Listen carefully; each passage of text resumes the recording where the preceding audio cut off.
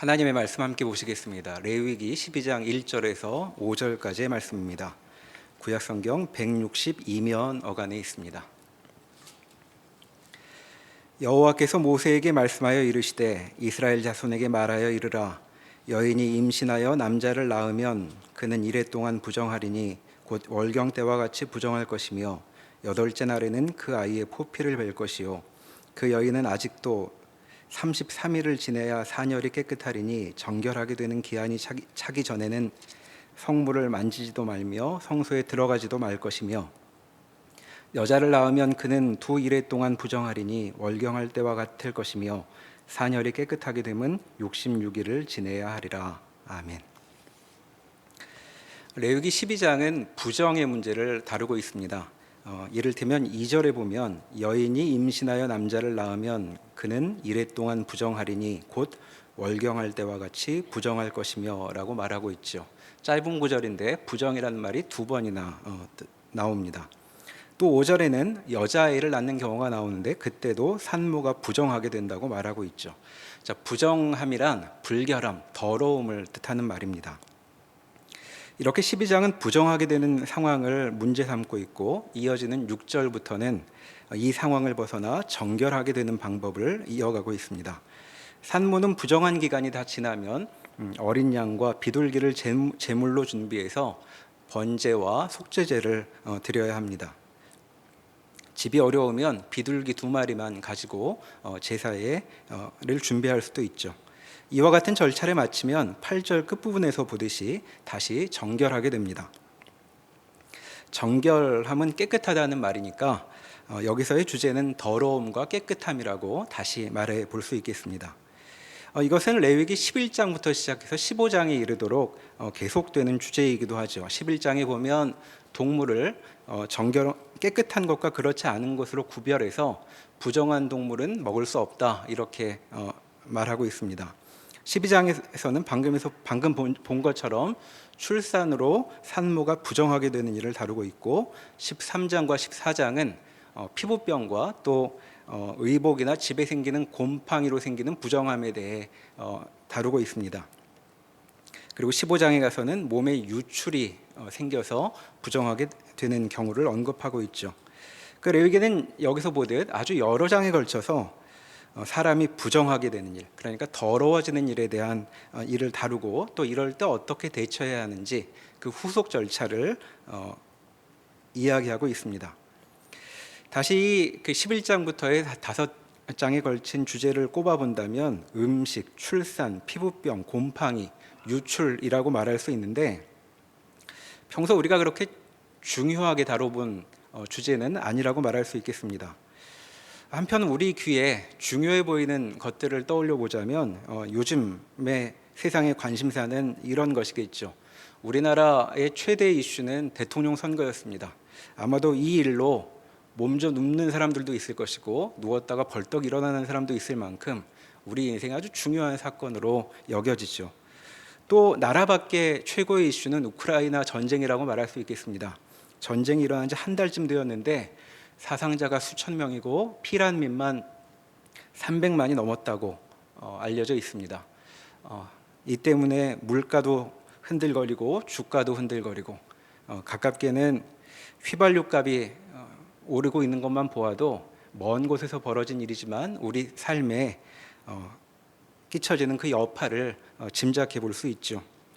이토록 우리 삶을 뒤흔드는 커다란 이슈들이 우리 주위에 가득한데 우리는 지금 성경에서 음식, 출산, 피부병 같은 이야기를 듣고 있는 중입니다. 시국이 이러한데 이런 소소한 이야기가 대체 우리가 귀 기울 만한 주제가 되는가? 이런 주제들이 대체 중요하긴 한 것인가 하는 질문이 먼저 떠오르죠. 자, 이런 질문에 답을 하려면 레위기가 어떤 문맥에 놓여 있는지를 살펴보아야 할 것입니다. 레위기의 이 주제들은 이스라엘의 어떤 역사적 현실 가운데 대두된 것인가 생각해 볼 수 있겠죠. 하나님은 10가지 재앙으로 대국 이집트를 쑥대밭으로 만들어 놓으시고 이스라엘 백성들을 빼내셨습니다. 절대로 내보내지 않겠다고 이집트의 바로가 이스라엘을 꼭 붙들고 있으니까 하나님이 아예 이집트 땅을 다 벗겨버리시듯 끌어내오신 것이죠. 그래서 이집트 땅은 아예 껍질째 너덜너덜해진 그런 형편이었다고 출애굽기가 우리에게 증언하고 있습니다. 어느 나라에서도 경험하지 못한 아주 인상적인 출발을 한 셈이죠. 이스라엘은 지금 시내산에 도착해 있고 우리는 이후의 역사를 보면 이제 곧 광야에서 40년을 보내게 될 것입니다. 자, 이런 상황에 있는 사람들의 지도자라면 앞으로 40년 동안 대체 어떻게 먹여 살릴 것인가 하는 것이 아마 최고의 과제가 되었겠죠. 그런데 이스라엘은 농사 한번 지어보지 않은 주제에 40년 동안 멀쩡히 살아냅니다. 대단한 생존의 기록이라고 말할 텐데 성경에 보면 이에 대한 변변한 회고록조차 남아있지 않은 걸 보면 뭐 이런 일까지 가지고 신경을 쓰나 싶은 그런 느낌이 들기도 하죠. 그리고 이후 광야에서의 시간이 지난 다음에는 여호수아에서 보듯 약속의 땅 가나안에 들어가게 됩니다. 거기에서 자기들보다 문화적으로 훨씬 앞서 있는 가나안 사람들을 다 몰아내고 있죠. 20세기를 돌아보면 한국 사람들은 참 어려운 많은 경험, 사건, 사고를 겪었다고들 말하는데 애굽에서 나와서 가나안 땅에 들어간 이 시대의 이스라엘 사람들도 인생 경험이 그에 못지 않았을 것입니다. 그런데 성경을 따라가 보면 이런 대단한 일들을 우리에게 이야기하면서도 하나님이 이스라엘에게 무슨 중요한 역할을 맡긴 것을 볼 수 없죠. 이스라엘은 무슨 일이 벌어지는지도 잘 알아차리지 못한 채 그저 하나님의 지시를 따라 움직여갑니다. 그리고 하나님이 정하신 일은 착착 진행되어 가죠. 그러니까 이런 장애물들, 이스라엘의 대단한 대적들, 그리고 척박한 광야 같은 주변 환경은 성경에서도 그리고 하나님께도 별 중요한 관심사가 아닌 것으로 보입니다. 우리 눈에야말로 어떻게 이집트를 이길 것인가, 어떻게 가나안을 사람들을 몰아낼 수 있을 것인가, 그리고 물조차 얻기 어려운 이 척박한 광야를 어떻게 헤쳐갈 것인가 같은 것이 최대의 문제로 보이는데 하나님은 따로 공을 들이시는 데가 있죠. 애굽이니 광야니 가나안 같은 것은 쉽게 다 치워버리시고 하나님은 이 모든 일을 통해 이스라엘과 어떤 다른 용건을 갖고 계십니다. 자, 이스라엘이 이 거대한 규모의 이주를 하게 되는데 이 이주 사건의 목표는 무엇을 목표로 하고 있는가 하고 묻는다면 그것은 하나님과 함께하는 삶이라고 요약해 볼 수 있습니다. 이것은 출애굽기에 길게 묘사된 성막 그리고 성소라는 주제를 통해 표현되고 있죠. 이 모든 대단한 사건들은 하나님께서 이스라엘과 함께하기 위해 벌이신 일들입니다. 자, 이렇게 하나님과 함께하는 삶이 이스라엘에게 있어서 아주 중요한 것이라면 동전의 다른 한쪽이라고 말할 수 있는 하나님과 함께할 수 없음이라는 주제 역시 이스라엘에게는 아주 중요한 문제라고 말할 수 있겠습니다. 바로 여기서 레위기 11장부터 나오는 이 소소해 보이는 이야기들이 실제로는 아주 중요한 주제를 담고 있다는 사실을 깨달을 수 있는 것이죠. 하나님과 함께할 수 없음, 이것이 바로 부정함이 되기 때문입니다. 4절에 보면 부정하게 된 산모는 정결하게 되는 기한이 차기 전에는 성물을 만지지도 말며 성소에 들어가지도 말 것이라고 말씀하고 있습니다. 자, 부정함이 그토록 중요한 문제가 되는 이유는 이처럼 하나님과 함께하는 삶을 불가능하게 만들기 때문이죠. 그러니 레위기 본문이야말로 이스라엘에게 있어서 아주 근본적인 삶의 주제를 다룬다고 하겠습니다. 우리가 사실 시국에 관심을 갖는 것은 좋은 지도자가 세워지고 나라 안팎이 평온하기를 바라는 것은 그렇게 돼야 비로소 삶의 본래의 주제, 즉 제대로 살아보는 일이 가능하다고 여기기 때문입니다. 그런데 하나님은 지금 이스라엘의 생존 문제는 알아서 다 책임지실 테니 너희는 이 문제를 충분히 직면해야 한다라고 이스라엘에게 말씀하고 계시는 것이죠. 바로 삶의 그들의 궁극적인 주제인 것이고 그리스도인 우리들에게도 공통되는 주제라고 말할 수 있는 우리 인생은 어떻게 생명의 근원이신 하나님과 함께할 수 있을 것인가 하는 이 주제가 레위기가 꺼내놓고 있는 문제가 되는 것입니다. 특히 11장부터는 이러한 일을 방해하는 경우들이 따져지고 있는 것이죠. 만일 우리가 마음대로 예배당을 출입할 수 없다는 말을 듣는다면 기분이 어떨까요? 마음이 정말 괴로워서 하나님 앞에 서라야 엎드려 울기라도 할 수 있을 것 같은 그런 기분인데, 나 같은 사람은 아무리 마음에 소원한다고 해도 예배당에 들어올 수 없다는 이야기를 듣는다면 우리는 참으로 마음이 처참할 것입니다. 레위기 본문이 바로 이런 주제를 다루고 있는 것이죠. 이제 어떨 때 우리는 하나님과 함께할 수 없는가에 대한 주제로 들어가 보도록 하겠습니다. 다시 레위기 12장의 가르침을 간단히 요약해 본다면 여자가 출산을 하면 부정해진다는 것입니다. 방금 읽은 본문에 보면 이해하기 쉽지 않은 내용이 금방 눈에 띄죠. 2절에 보면 남자아이를 낳으면 7일 동안 부정하고 여기에 더해서 33일 동안 더 부정함이 지속됩니다. 한편 5절에 보면 여자아이를 낳는 경우가 나오는데 이때는 14일 동안 부정하고 또 추가로 66일간 부정함이 계속되죠. 그러니까 남자아이를 낳으면 산모가 40일 동안 부정하고 여자아이를 낳으면 어머니가 80일간 부정한 것입니다. 바로 질문이 떠오릅니다. 왜 여자를 낳으면 더 오랫동안 산모가 부정한 것인가? 자, 이에 대해서는 많은 사람들이 궁금해했는데 모두가 만족할 만한 답은 없습니다. 여러 가지 의견이 제각기 있지만 서로들 다 동의하지는 않기 때문이죠. 그도 그럴 것이 본문은 그에 대해 아무런 언급을 하고 있지 않기 때문입니다. 성경은 왜 그러한가에 대해서는 말하지 않는 경우가 종종 있는데 바로 여기도 그런 것이죠. 다만 이와 같은 질문에 몇 마디를 덧붙여 볼 수 있다면 성경은 남녀를 구별하고 있다는 정도를 말할 수 있겠습니다.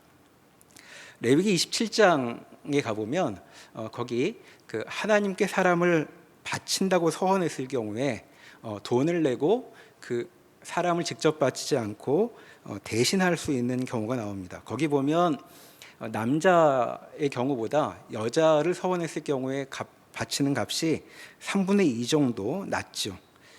자, 왜 남자의 가치가 더 비싼가에 대해서는 사람들은 아마도 노동력에 따라 사람 값을 매기기 때문에 남자가 더 비싸게 값을 치고 있는 것이 아닌가 이제 이렇게 말하기도 하는데 역시 그저 추측일 뿐입니다. 자, 성경은 남자와 여자 누가 더 우월한지에 대해서는 말하지 않지만 더 우월한 것 자체를 말하지 않지만 둘이 남자와 여자에게는 어떤 차이가 있다고 구별하는 것만은 분명한 것으로 보입니다. 다시 레위기 12장 본문으로 돌아와 보면 그러니까 우리가 여기서 주목할 점은 본문이 말하지 않는 것이 아니라 본문이 말하고 있는 것이라고 할 수 있겠죠. 여기서 성경이 분명히 말하고 있는 것은 출산은 산모를 부정하게 한다는 것입니다. 자, 그렇구나 하고 바로 동의하기 쉽지 않은 이제 그런 말씀이니 관련된 문제를 하나씩 좀 따져보도록 하겠습니다. 그럼 먼저 아이를 낳는 일 자체가 부정한 것인가 하고 물을 수 있습니다. 자, 성경은 그렇게 말하지는 않습니다. 자, 하나님은 창조 때부터 아담에게 생육하고 번성하라고 말씀하셨죠. 자, 생육한다는 것은 낳아 기른다는 말입니다. 타락 이후에도 자식을 낳아 기르는 일이 죄악시 되었던 적이 없죠. 또 성경은 자주 자식을 많이 낳는 일이 복이라고까지 말하고 있습니다. 근데 다만 창세기 3장 16절에 보면 선악과를 먹은 하와에게 하나님께서 이렇게 말씀하신 것을 우리가 기억합니다. 내가 내게 임신하는 고통을 크게 더하리니 내가 수고하고 자식을 낳을 것이다 라고 말씀하신 바가 있죠. 그 타락 이후에 출산에 어떤 변화가 생긴 것을 우리가 알 수 있습니다.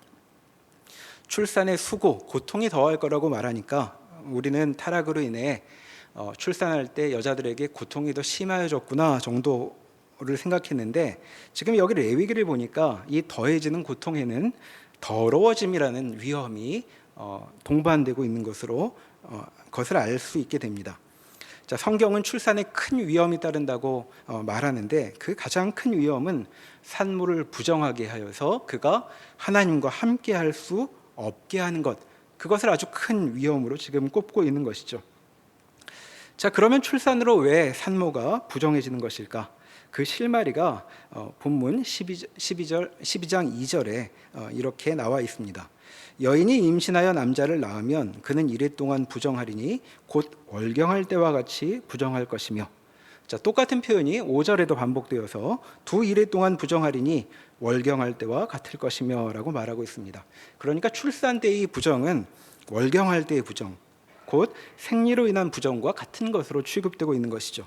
자, 그러면 월경 때는 왜 어떻게 부정하게 되는 것인가 하는 언급으로 찾아가 봐야 할 것입니다. 자, 레위기 15장 19절로 가보시겠습니다. 몇 장 넘기시면 레위기 15장 19절 이하에 이에 대한 언급이 나옵니다. 15장 19절부터 제가 몇 절을 읽어보겠습니다. 어떤 여인이 유출을 하되 그의 몸에 그의 유출이 피이면 이래 동안 불결하니 그를 만지는 자마다 저녁까지 부정할 것이요 그가 불결할 동안에는 그가 누웠던 자리도 다 부정하며 그가 앉았던 자리도 다 부정한즉 그의 침상을 만지는 자는 다 그의 옷을 빨고 물로 몸을 씻을 것이요 저녁까지 부정할 것이며 그가 앉은 자리를 만진 자도 다 그들의 옷을 빨고 물로 몸을 씻을 것이요 저녁까지 부정할 것이며 그의 침상 위에나 그가 앉은 자리 위에 있는 것을 만지는 모든 자도 저녁까지 부정할 것이며 누구든지 이 여인과 동침하여 그의 불결함에 전염되면 이래 동안 부정할 것이라 그가 눕는 침상은 다 부정하니라. 자, 레위기 15장에는 몸에 유출이 있어서 부정하게 되는 경우들을 다루고 있습니다. 여기 19절부터는 여자의 몸에서 유출이 있는 경우를 다루기 시작하는데 아래 25절에 보면 만일 여인의 피의 유출이 그의 불결기가 아닌데도 여러 날이 간다든지 그 유출이 그의 불결기를 지나도 계속되면이라고 해서 그 19절하고는 좀 다른 상황이 나오게 되죠. 여기 불결기라고 번역된 것은 각주에 보시면 생리기간이라고 되어 있습니다. 그러니까 25절 이하는 생리기간을 넘어서는 유출을 말하고 있는 것이고 19절 이하는 생리기간의 유출을 말하고 있는 것이죠. 자, 19절에 있듯 여자에게 생리가 시작이 되면 7일 동안 부정합니다. 그 이유는 무엇일까? 역시 여기서도 실말이 많이 언급되고 있는데 19절에 보면 유출을 하되 그의 몸에 그의 유출이 피면이라고 말하고 있죠. 즉 몸에서 피가 흐르면 부정해지는 것입니다. 자, 무슨 잘못을 저지른 것도 아니고 건강한 사람이라면 생기는 일인데 왜 이런 자연스러운 현상에 부정함이 생기는가 이제 묻게 되는 것이죠. 자, 여기에는 피에 대한 성경의 특별한 관점이 깔려 있습니다. 레위기 17장으로 가보시겠습니다. 레위기 17장 10절부터에 보면 피에 대한 주의사항이 언급되고 있죠. 레위기 17장 10절에 보면 이렇게 하나님께서 말씀하십니다. 이스라엘 집 사람이나 그들 중에 거류하는 거류민 중에 무슨 피든지 먹는 자가 있으면 내가 그 피를 먹는 그 사람에게는 내 얼굴을 대하여 그를 백성 중에서 끊으리니. 자, 하나님은 모세한테 얼굴을 안 보여주셨었죠. 보면 죽는다고. 그런데 지금 모세한테도 보여주지 않으셨던 하나님의 얼굴을 들이밀겠다고 말씀하고 계십니다. 반드시 죽이시겠다는 뜻이죠. 자, 누구에게 그러냐 하면 피를 먹는 자에게 그렇게 하시겠다고 말씀하십니다.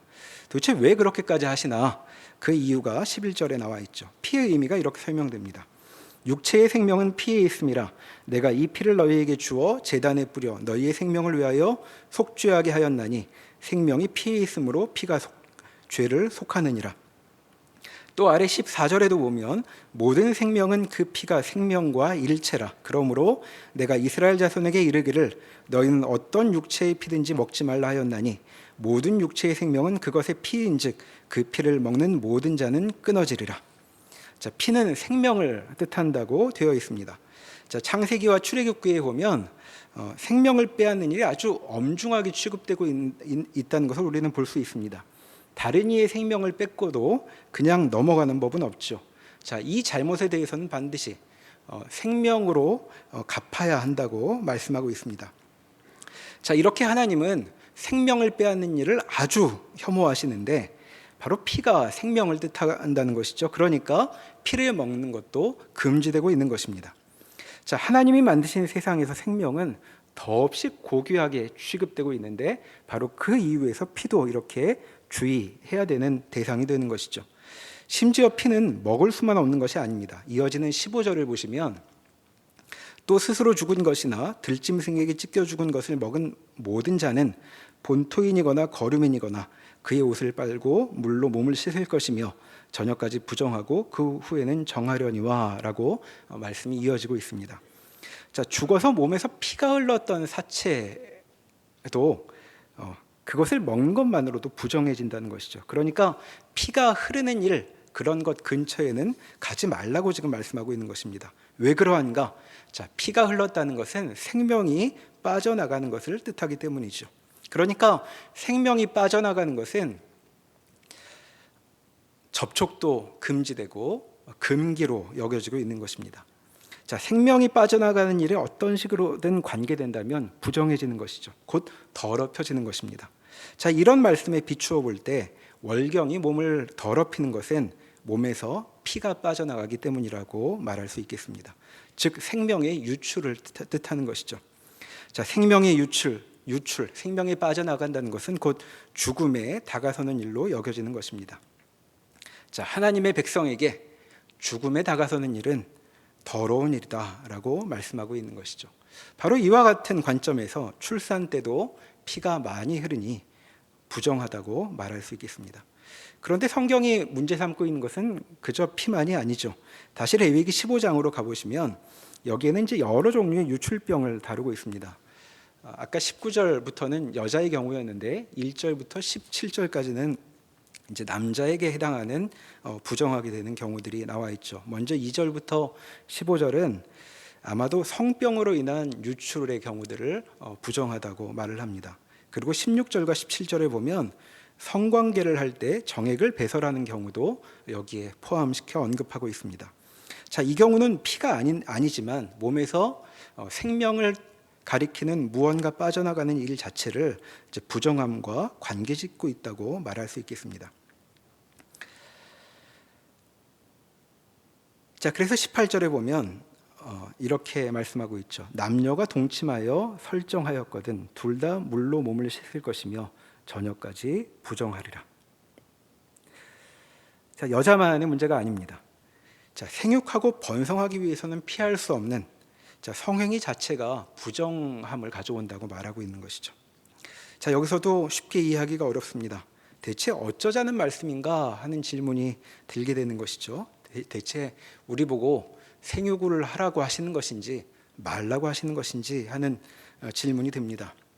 왜냐하면 부정하지 않으려면 생육할 수 없고 생육하려면 부정해지지 않을 수 없기 때문이죠. 자, 하나님은 어쩌자고 이러시는 것일까 하고 우리는 묻게 됩니다. 우리 생각 같아서는 하나님이 한쪽은 받아들이셔야 될 것 같습니다.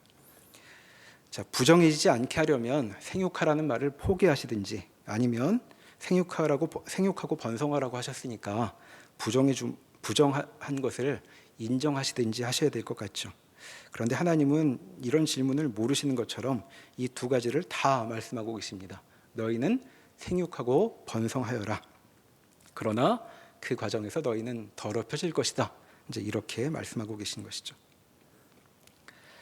자, 하나님을 경배하는 하나님의 백성인 우리는 우리 자신을 더럽혀 하나님과 떨어지고 싶지 않습니다. 자, 그렇다면 어떻게 하면 좋을까요? 자, 아이를 갖기 위해 성관계를 하는 부부는 부정해집니다. 자, 그럼 어떻게 해야 하나?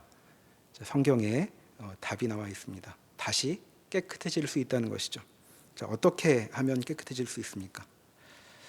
몸을 물로 씻고 저녁까지 그냥 있으면 됩니다. 이스라엘 방식으로는 저녁부터 하루가 시작되는 것이니까 그냥 하루 지나면 다시 정결하게 된다는 것이죠. 자, 부정함을 그렇게 중요한 문제로 취급하고 있는 것을 염두에 둘 때 묘한 전개라고 말할 수 있겠습니다.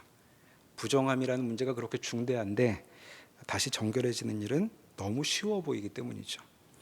이런 식으로 깨끗해지는 경우가 여자에게는 또 하나 있는데 그것이 바로 월경의 경우입니다.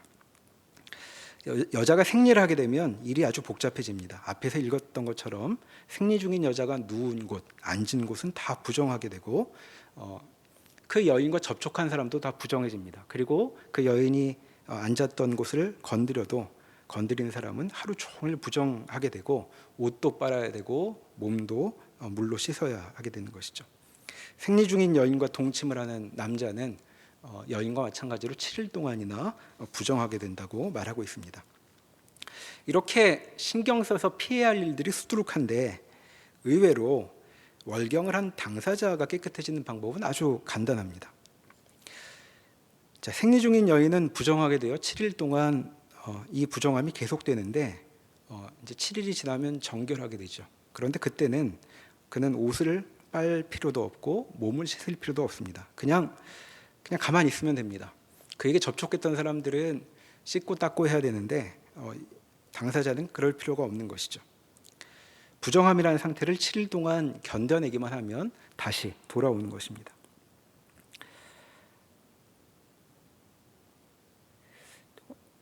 이렇게 중요한 문제라고 조심하라고 레위가 이 부정함의 문제를 5장에 걸쳐서 이렇게 이야기하고 있는데 이 상황이 해결되는 방식이 이렇게 단순해도 되나? 이제 이런 생각이 들기도 합니다. 바로 여기서 이 부정함에 대한 성경의 아주 독특한 태도를 발견할 수 있다고 말할 수 있겠습니다.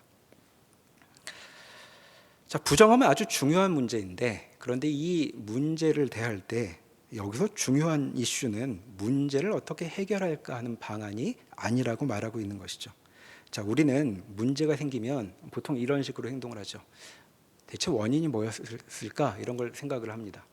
내가 뭘 잘못했을까? 누가 뭘 잘못했을까? 어쨌든 잘못한 것을 찾아내려고 하죠. 그리고 그 문제의 근원을, 그 원인을 없애려고 합니다.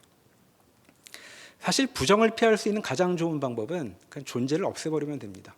그냥 없으면 월경도 안 하고 성행위도 안 하고 그냥 가만히 그냥 없어지면 되는 것이죠. 그래서 우리는 간혹 죄를 짓는 자신의 상태를 실감하게 될 때 이제 이런 마음이 들기도 하죠. 아예 하나님이 이런 거지 같은 존재 아예 걷어가 버리시면 좋겠다. 이제 이런 생각이 들 때도 있습니다. 자, 그런데 성경은 우리처럼 이 부정의 문제를 다루지 않는다는 것이죠. 부정함이라는 것이 아주 중대한 문제라고 말하면서도 원인 같은 것은 따지지 않습니다. 중요한 것은 원인을 분석하여 원인을 없애는 것이 아니고 오히려 그 부정한 시간을 견디는 데 있다라고 말할 수 있겠습니다.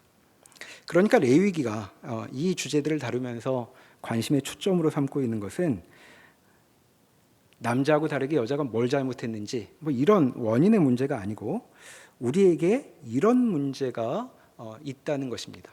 우리 존재에 이렇게 부정함을 피할 수 없는 존재의 그 본성이 있다는 것이죠. 그리고 중요하게도 우리는 이 문제를 처리할 수 없습니다. 여인은 7일이 지나기 전에는 부정함을 해결할 수 있는 방도가 없죠. 그러니까 우리 안에 우리로서는 해결할 수 없는 하나님께서 아주 싫어하시는 무언가가 있다는 사실을 이 말씀이 직면시키고 있는 것이라고 말할 수 있겠습니다. 부정함은 하나님과 함께함을 막을 정도로 중대한 문제지만 인간에게 부정함이 있다는 사실 자체를 지우려고 하지 않는 것, 그것이 이제 성경의 특별한 태도라고 말할 수 있겠죠. 오히려 그것을 넘어서서 이 부정함이라는 문제를 넘어서서 계속 나아가도록 우리가 계속 더 살아가야 한다고 하나님은 말씀하고 있습니다. 15장 31절에 보면 이 유출로 인한 부정에 대한 말씀을 마무리 지으며 이렇게 말씀하시죠. 15장 31절입니다. 너희는 이와 같이 이스라엘 자손이 그들의 부정에서 떠나게 하여 그들 가운데 있는 내 성막을 그들이 더럽히지 않고 그들이 부정한 중에서 죽지 않도록 할지니라. 자, 이것이 인간을 향한 하나님의 마음입니다. 자, 사람은 근본적으로 존재 자체가 더러움을 동반합니다. 움직이며 행동할 때마다 사고도 치죠. 자, 그래서 하나님은 사람을 어쩌려고 하시는가? 사람을 향한, 인간을 향한 하나님의 목표는 아주 분명합니다.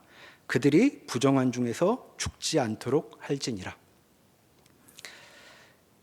자꾸 죽음과 관계하며 부정을 피할 수 없는 존재들인데도 불구하고 하나님은 이들을 살리겠다고, 살아야 한다고 말씀하고 계신 것이죠. 자, 부정함을 견뎌 정결함으로 돌아올 때까지 버티라고 말씀하고 계신 것입니다. 자, 이런 면에서 삶에 대한 성경의 가르침은 무슨 나쁜 것을 없애는 과정 같은 것으로 여겨지지 않는다는 것을 알 수 있죠.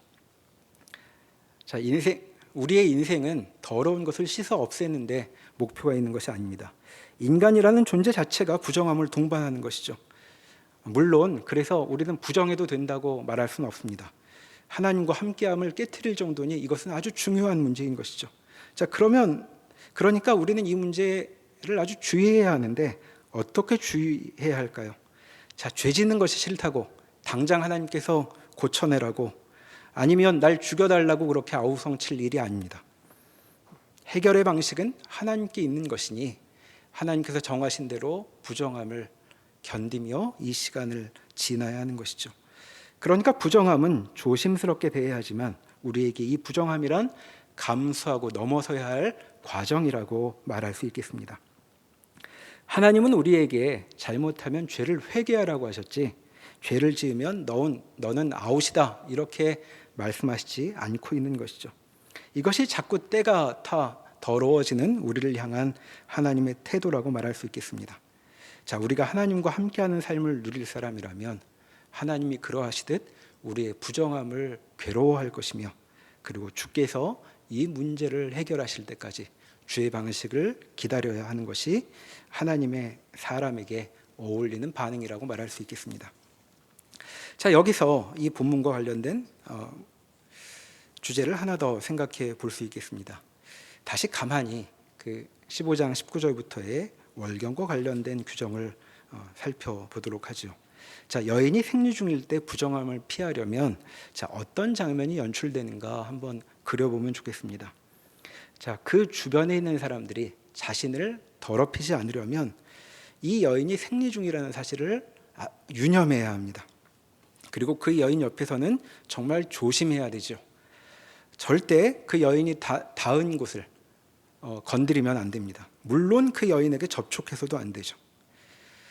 자, 우리 시대에는 생리휴가라는 것이 있어서 몸도 마음도 힘들면 하루 쉬게 해주기도 합니다. 그런데 지금부터 대략 3,500년 전에 이스라엘 공동체에서는 생리휴가가 7일 있는 셈이죠. 정신적으로 육체적으로 힘든 이 여인을 아예 아무도 건드리지 않습니다. 자, 우리를 불편하게 하니까 당신은 저리 가라라고 말할 수도 없습니다. 왜냐하면 그 장소의 주역은 그 부정한 여인이기 때문이죠. 그 여인이 중심에 있게 되고 주변 사람들이 그 여인을 피해 동선을 짜게 되는 것입니다. 자, 레위기 12장의 출산의 경우도 마찬가지라고 말할 수 있겠습니다. 자, 산모는 40일 또는 80일 동안 아무도 건드릴 수 없습니다. 자, 아무도 아이를 낳은 산모에게 이 일을 해라 저 일을 해라 시킬 수도 없습니다. 자, 앞에서 보았듯 여자아이를 낳으면 80일 동안 부정하다고 했는데 장면을 떠올려 보니 더 오래 부정하다고 그저 무시되고 있는 것이 아니라는 사실을 알게 되죠. 여자아이를 낳으면 산모는 더 오랫동안 보호되고 있습니다. 여자아이를 낳으면 더 오래 쉬며 회복할 수 있는 것을 보면 성경은 노동력으로 남자의 가치를 더 쳐주었는지는 몰라도 실은 여자의 경우를 더 세심하게 보호하고 있는 것이라고 말할 수도 있겠죠. 자, 부정에 대한 규정이 이처럼 부정한 사람을 내치는 방식으로 작동하지 않고 오히려 보호하는 장면을 여기서 보게 되는 것입니다. 자, 이것 역시 인간의 부정함을 다루는 하나님의 방식이라고 말할 수 있겠죠. 자, 부정하다는 사람에게 이렇게 좋은 소식이 있다니 하는 생각이 들 정도입니다. 자, 하나님은 우리를 보실 때 어디를 쳐다보실까요? 나중에 하나님을 뵙게 되면 하나님이 우리의 어디를 쳐다보실까요? 마치 신체 검사라도 하듯 목욕을 했는데 왜 귀 뒤는 그렇게 아직 때가 묻어 있는 거냐, 이런 걸 찾아내실까요? 우리는 나중에 하나님 앞에 갈 때를 이런 식으로 상상합니다. 자, 하나님이 대뜸 호통이라도 치시면서 넌 대체 어떻게 살다 온 거냐? 왜 그 꼴인지 다 이실직고 해라. 이렇게 꾸중하실 것 같습니다. 그럼 우리는 두려움에 떨며 이제까지 행한 일을 낱낱이 하나님 앞에 다 고하고, 그때부터 하나님은 어디서부터 일이 잘못됐는지 하나하나 따져가면서 우리를 꾸짖으실 것인가? 우리는 이제 이런 그림을 그릴 때가 많이 있죠. 그런데 레위기는 이와는 좀 다른 그림을 우리에게 그려주고 있습니다. 하나님은 우리가 더러운 거 다 아십니다. 그러나 그 더러운 우리를 치워버리려고 하지 않으십니다. 하나님은 우리 존재의 더러운 본성, 우리가 존재하는 한 피할 수 없는 그 더러움을 아주 싫어하시지만 그것에서 물러서려고 하지 않으시는 것이죠. 우리를 내버려 두지 않고 우리를 깨끗하게 해서 하나님 옆에 두실 것입니다. 그렇게 영원토록 하나님 옆에 함께 하려고 하는 것, 그것이 하나님의 계획이라고 성경은 우리에게 내내 증언하고 있는 것이죠. 다시 한번 하나님의 의도를 떠올려 보면 좋겠습니다. 15장 31절에서 이렇게 하나님은 말씀하셨습니다. 그들이 부정한 중에서 죽지 않도록 할지니라. 이것이 우리를 향한 하나님의 뜻입니다. 또 12장 8절에서도 아주 간결하게 그분의 뜻이 이렇게 적혀 있었습니다. 제사장은 그를 위하여 속죄할지니 그가 정결하리라. 걸핏하면 생명으로부터 벗어나고 쓸데없는 것에 귀한 생명을 허비하고 마는, 다 그렇게 흘려버리고 마는 우리 같은 존재를 하나님은 생명으로 불러들이려고 하시는 것이죠. 부정한 우리를 하나님이 부르고 계십니다. 부정한 존재에게 너희에게 정결이라는 문이 열려 있다 하고 우리를 부르고 계신 것입니다. 죽음에 끌려가지 말고 너희는 내 곁에 와라 하고 하나님께서 부르시고 있는 것, 이것이 우리가 받아들인 복음이라고 말할 수 있겠습니다. 기도하시겠습니다. 하나님, 저희는 어떨 때면 우리가 참 괜찮은 존재가 아닌가 하고 생각하며 삶의 이유를 찾아내곤 합니다. 그러나 하나님은 우리의 실상을 다 아십니다. 늘 더러움에 빠져 헤매이는 우리를 잘 아시면서도 우리를 부르시고 구원하셨고, 그리고 정결함에 이르는 이 기나긴 과정을 내내 함께 하시며 우리를 인도하시겠다고 말씀하십니다. 주께서 우리를 부르신 그 부르심이 이토록 영광스러운 것이니 때로는 부정함이 우리를 엄습할 때에도 무릎 꿇지 않고 주님의 말씀을 따라 우리의 인생을 바라보게 하여 주시옵소서. 우리는 더러움에 묻히지 않고 주께서 건지셔서 생명으로 나아갈 것이니 그날에 이르도록 주님과 함께 동행하는 주의 자녀들 되도록 붙들어 주시옵소서. 예수님의 이름으로 기도합니다. 아멘.